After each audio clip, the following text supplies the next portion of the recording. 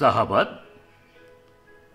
sejak para nabi wafat, maka tak ada lagi interpretasi tunggal atas agama.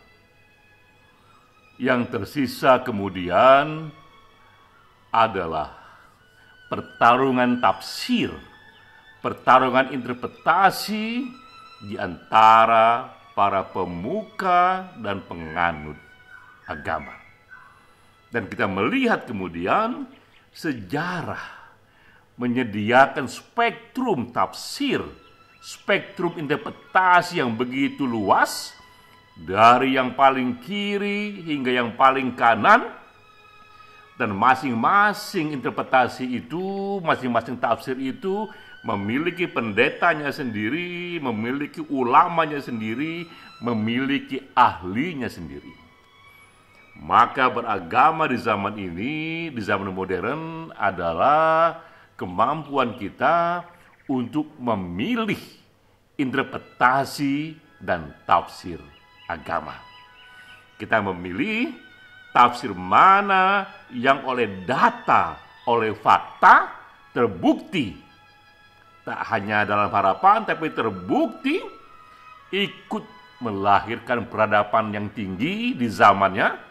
Di zaman ini, peradaban tinggi adalah tafsir yang ikut melahirkan masyarakat dengan kesejahteraan ekonomi tinggi, dengan politik demokrasi, tempat tumbuhnya ilmu pengetahuan yang pro hak asasi, dan juga terbukti membuat populasi masyarakatnya bahagia. Ini era ketika semua nilai itu dari ekonomi hingga kebahagiaan sudah bisa diukur, sudah bisa diindekskan oleh ilmu pengetahuan. Ini pengantar yang kuat untuk kita masuk ke dalam diskusi webinar Hati Pena ke-43. Ini webinar yang diselenggarakan oleh Perkumpulan Penulis Indonesia Satu Pena setiap hari Kamis, dan sekarang sudah memasuki diskusi ke-43. Topiknya ini topik yang sangat seksi dan penting, moderasi beragama, menjaga Indonesia. Pembicaranya sahabat kita Lukman Hakim Saifuddin. Ia pernah menjadi Menteri Agama, namun ia juga seorang intelektual. Saya mempertajam diskusi dengan memperluas referensi, menunjukkan melalui data dan riset bahwa moderasi Islam itu, moderasi agama itu sudah berlanjut, berakar jauh, bahkan sejak di negara-negara Eropa sana, dan juga sekarang ini tiba pula di Indonesia. Kita mulai dulu dari ini, bahwa kita ucapkan selamat kepada Lukman Hakim Saifuddin yang sudah menerima gelar kehormatan honoris causa di UIN Jakarta 31 Mei 2022, masih hangat ini bulan lalu. Selamat atas dedikasinya untuk moderasi beragama, karena sahabat kita ini Lukman Hakim Saifuddin, ia tidak hanya politisi, tapi ia juga seorang intelektual, seorang pemikir. Intelektual pemikir ini satu model figur seperti Bung Karno, Bung Hatta, dan Bung Syahrir. Ia tak hanya pemimpin, tapi juga seorang yang terlibat dalam gagasan-gagasan besar zamannya. Selamat kepada Lukman Hakim Saifuddin, bahwa memang isu moderasi beragama itu adalah isu yang sangat penting, terutama untuk Indonesia. Mengapa kita perlu moderasi beragama? Nah, kita lihat dulu social origin dari isu ini, bahwa benar isu moderasi agama ini sudah terjadi ratusan tahun yang lalu, tapi ia mendapatkan momentumnya, mendapatkan social originnya setelah terjadinya serangan terorisme yang paling besar dan paling cemerlang, paling dahsyat, paling mematikan dalam sejarah, yaitu serangan 9/11 ke Amerika Serikat tahun 2001. Sejak tahun 2001 sampai 2019, ini ada riset dari media Jerman, Welt am Sonntag, menunjukkan bahwa sejak tahun itu sudah terjadi 31.000 terorisme. Bukan main, banyak sekali terorisme yang sudah terjadi. 31.000 selama tahun 2001 sampai 2019, yaitu 18 tahun. Dan terorisme ini menggunakan simbol agama Islam. Itulah yang menjadi masalah. Dan sudah dicatat juga oleh riset ini, 146.000 nyawa terbunuh. Ini riset lainnya dari INSS yang menunjukkan bahwa di tahun 2015 saja 450 dari 452 serangan bom bunuh diri itu dilakukan oleh mereka yang disebut Muslim ekstremis. Mereka yang menggelorakan simbol-simbol agama, jadi bukan publik yang pertama-tama mengidentifikasikan, tapi mereka sendiri, karena mereka meneriakkan simbol-simbol agama. Dan itu di tahun 2015 saja 450 dari 452. Jumlah yang sangat-sangat besar. Betapa memang satu ekstremis dalam agama itu bisa memberi motivasi yang tak takut mati, dan itu sebuah bencana.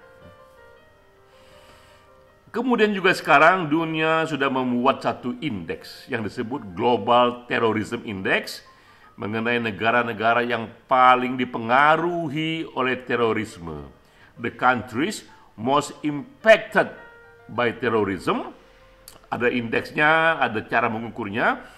Indonesia dianggap negara ke-24 dari lebih dari 100 negara yang dianggap cukup terpengaruh, cukup rawan dengan isu-isu terorisme yang menggunakan simbol-simbol agama. Nah, inilah top 10 10 negara yang paling terpengaruh oleh terorisme, negara yang banyak sekali disebut tempat terjadinya atau tempat asal terorisme. Itu antara lain Afghanistan, Irak, Syria, hingga Pakistan. Dan inilah datanya bahwa 10 negara ini adalah negara yang mayoritas populasinya Muslim. Jadi inilah social origin yang membuat moderasi agama kembali relevan dan kembali bergaung, tak hanya di Indonesia, tapi juga di seluruh dunia. Maka lahirlah kembali gerakan moderate Muslim di berbagai belahan dunia. Ia melawan Islamic extremism atau Islamic terrorism. Kita pun agak galau sebenarnya digunakannya kata Islamic ini, karena kita mengetahui dan kita meyakini agama Islam adalah versi yang lain, agama yang penuh damai. Tapi inilah yang ada dalam dunia akademik internasional, bahwa sejak 9/11 itu, social origin momentum bagi datangnya Muslim moderat itu bergaung ke seluruh dunia. Nah, ini yang perlu kita catat pertama-tama, adanya lahirnya European Islam. Mungkin kita pernah dengar, mungkin juga tidak, tapi ini penting untuk diketahui bahwa lahir sekarang ini yang disebut European Islam. Ini gerakan Islam moderat di kalangan Muslim kulit putih Eropa. Jadi ini gerakan di kalangan Muslim yang di negara itu mereka adalah minoritas, beda dengan Indonesia, Malaysia, Mesir yang Islamnya majoriti. Di negara-negara ini Islamnya itu minoritas dan mereka adalah kulit putih Eropa. Nah, inilah yang terjadi di sana, moderasi Islam di kalangan white European Slavic Muslim. Itu antara lain mencakup negara-negara seperti Albania, Yunani, Romania, Turki, dan lain sebagainya, termasuk juga beberapa negara Eropa Timur yang lepas dari Uni Soviet.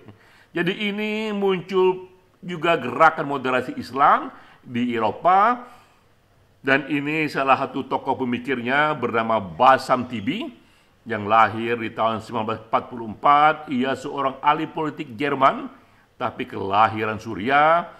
Basam Tibi inilah yang ikut meletakkan pentingnya European Islam, pentingnya gerakan moderasi Islam di sana.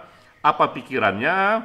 Ini salah satunya bahwa pertama kali Euro Islam ini juga diperkenalkan oleh Basam Tibi dalam papernya di tahun 92, tapi dipublikasi di tahun 95. Ia menyatakan pentingnya Islam mengekspresikan nilai politik dunia barat seperti sekularisme, demokrasi, dan pluralisme. Islam Eropa menurutnya harus mengembangkan nilai kultur politik yang ini, bukan yang itu di Timur Tengah, tapi yang ini di Eropa, yang pro kepada nilai-nilai yang biasa disebut Western values. Demokrasi barat, hak asasi yang dikembangkan di dunia barat, juga keberagaman dan satu kesediaan menerima kehidupan yang multikultur dan multi agama dengan pola yang penuh toleransi. Ada juga tokoh pemikir lainnya, Tariq Ramadan. Ia lahir tahun 62, kelahiran dari Swiss, seorang muslim juga. Ia seorang profesor dari Islamic Studies di Oxford, United Kingdom, di Inggris. Jadi gerakan moderasi Islam pun di Eropa, ada para pemikir yang sudah menyusun pokok-pokok pikirannya sehingga ia kuat secara intelektual. Ini dari Tariq Ramadan yang mengatakan dalam bukunya To Be European Muslim di tahun 1999. Inilah argumen dari Tariq Ramadan bahwa kaum muslim harus menarik jarak dari kultur Saudi Arabia. Lalu kaum muslim, terutama di Eropa, harus mengembangkan interpretasi Islamnya sendiri, yaitu Islam, agama yang juga mengakomodasi kultur Eropa yang pro-demokrasi dan pro-hak asasi manusia. Jadi moderasi agama ini ada lokusnya sekarang di Eropa sana, juga sudah ada pemikirnya di sana, dan pendukungnya adalah white European, orang-orang Eropa kulit putih yang juga beragama Muslim. Nah, untuk Indonesia, ini sebetulnya sudah dimulai juga oleh Gus Dur di tahun 80-an. Gus Dur mempopulerkan istilah pribumisasi Islam. Ini pun sejenis moderasi Islam dengan kultur Nusantara, bahwa Islam yang kita praktikkan di sini bukanlah Islam dengan kultur Arab, tapi Islam dengan kultur Nusantara yang juga menghargai keberagaman di sana, yang tidak perlu menggunakan pakaian-pakaian yang terbiasa di dunia Arab, bahkan juga bisa menggunakan pakaian-pakaian Indonesia. Yang penting prinsip-prinsip esensial dari Islam itulah yang diutamakan. Dan Gus Dur meyakini Islam itu tafsirnya adalah tafsir Islam yang moderat.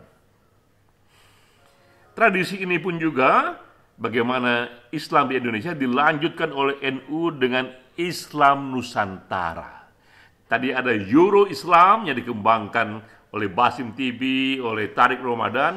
NU juga mengembangkan hal yang mirip-mirip, tapi untuk Indonesia yang disebut Islam Nusantara.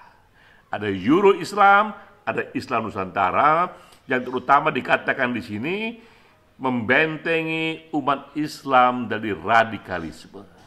Jadi kita lihat percikan dari gerakan moderasi beragama itu mulai dari Eropa sampai juga ke Indonesia, sehingga organisasi terbesar Islam di Indonesia pun terlibat merumuskannya. Oleh karena itulah inisiasi Lukman Hakim Saifuddin memperoleh momentumnya itu. Jadi gerakan moderasi beragama ini perlu diperbesar menjadi gerakan masyarakat. Sepenuhnya kita mendukung sahabat kita ini untuk melanjutkan inisiasinya.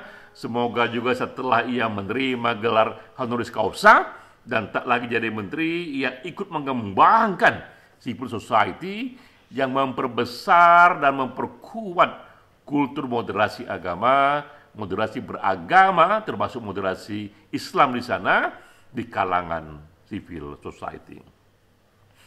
Saya pun juga sudah membuat buku soal ini.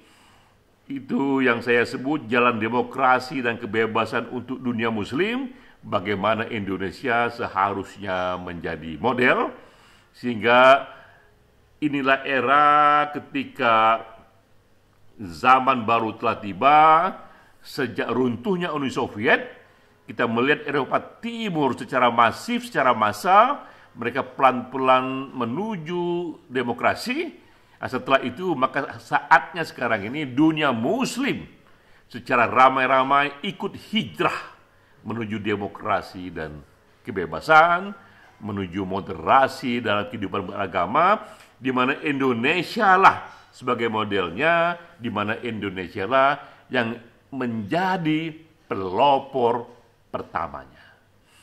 Sahabat sekalian, ini konteks luasnya. Sekali lagi, kita senang jika sahabat kita Lukman Hakim Saifuddin ikut terus melanjutkan legasinya, sehingga sejarah ikut mengenangnya, meletakkan satu fondasi bagi moderasi beragama, tidak saja ketika ia menjadi Menteri Agama, tapi juga ketika ia pun kembali menjadi pemikir dan politisi di masyarakat, bersama-sama dengan kekuatan masyarakat lainnya, menyambut datangnya era baru, dan kita memilih secara sengaja tafsir yang moderat. Salam.